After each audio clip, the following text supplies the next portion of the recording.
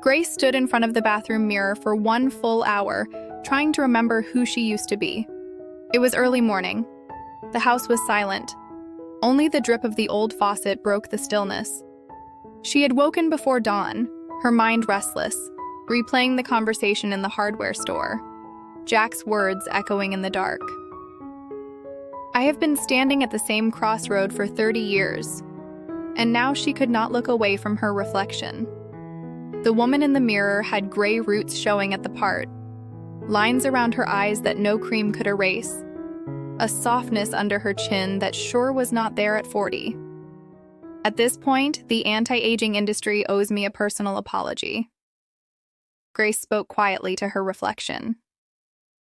Grace. Who are you now? What do you want?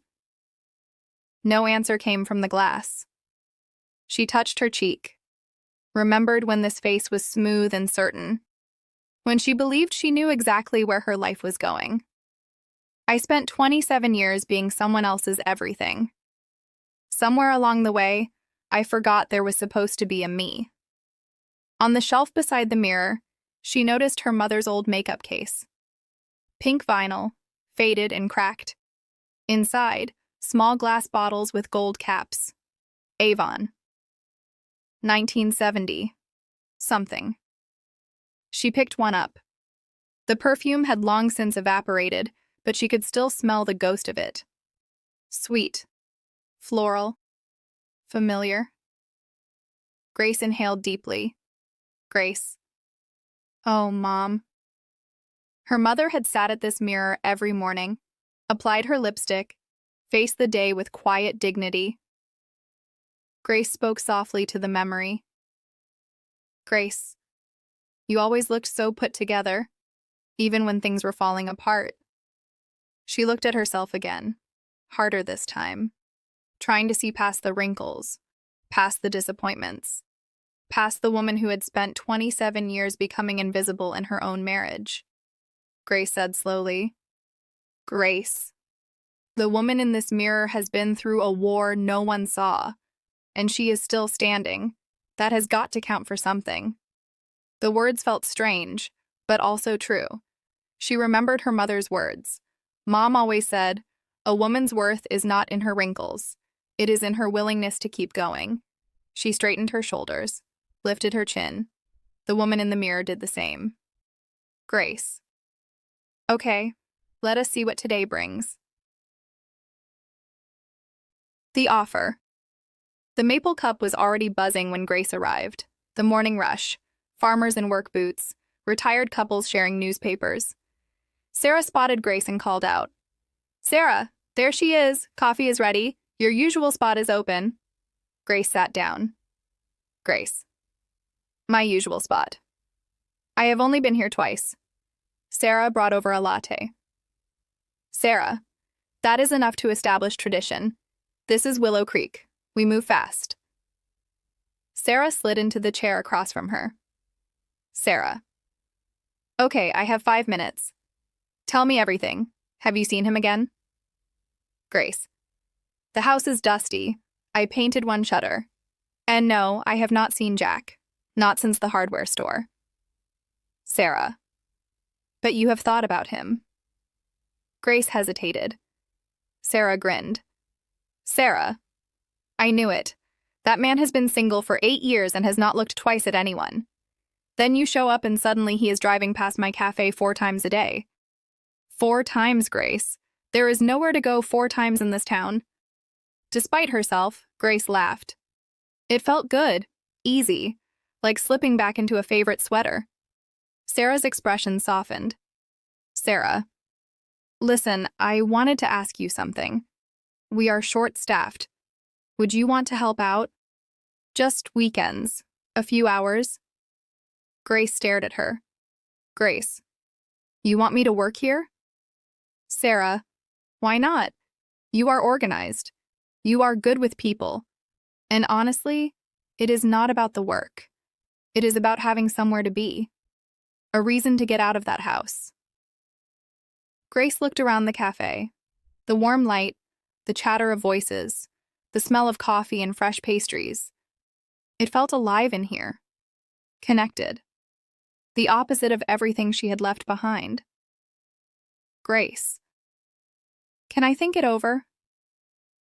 Sarah. Of course. No deadline, no pressure. Sarah squeezed Grace's hand. Sarah. Whatever you decide, I am just glad you are here. This town needed you back. Grace felt something loosen in her chest. A knot she had been carrying so long she had forgotten it was there. Grace. Thank you, Sarah. Sarah stood. Sarah. Now drink your coffee. I have muffins to sell and gossip to spread. Grace sat alone, watching the town move past the window. A job. At 52. In her hometown. The idea should have felt small. She had been a project manager once, had worn suits and attended board meetings. But somehow, this felt bigger. This felt like a door finally opening. The phone call. That night, Grace sat on the porch with her phone, watching the fireflies blink across the yard. She dialed Emily's number. Emily answered. Emily. Hey, Mom. Everything okay? Grace. Everything is fine. Someone offered me a job today. Emily sounded surprised. Emily. A job? Where? Grace. At the coffee shop downtown. My friend Sarah owns it, just part-time, weekends. Silence on the other end. Emily spoke, frustrated. Emily. Mom, are you serious? You just got there. You are supposed to be resting. Grace. I know. But I have been figuring things out for 3 years, Emily. Maybe it is time to start doing something. Emily. But a coffee shop. You had a career, you ran departments, and now you are going to make lattes in a town no one has ever heard of. The words stung. Grace said quietly. Grace. Emily, I gave up that career to raise you. I do not regret that. But I never got back to something of my own. Emily. So find something real. Take a class. Start a business. Do not settle for this. Grace cut her off, gentle but firm. Grace. It is not settling. It is starting. There is a difference. Silence again. Grace. Emily, I know this is not what you pictured. It is not what I pictured either. But I am 52 years old. I am allowed to try new things, even small things. Emily's voice softened. Emily. I just worry about you, Mom. You are alone out there. Grace. I am not alone. I have Sarah. I have this house. And I have myself. Maybe for the first time in a long time, I finally have myself. Emily asked quietly. Emily. Is this about that guy, the one from high school? Grace. No.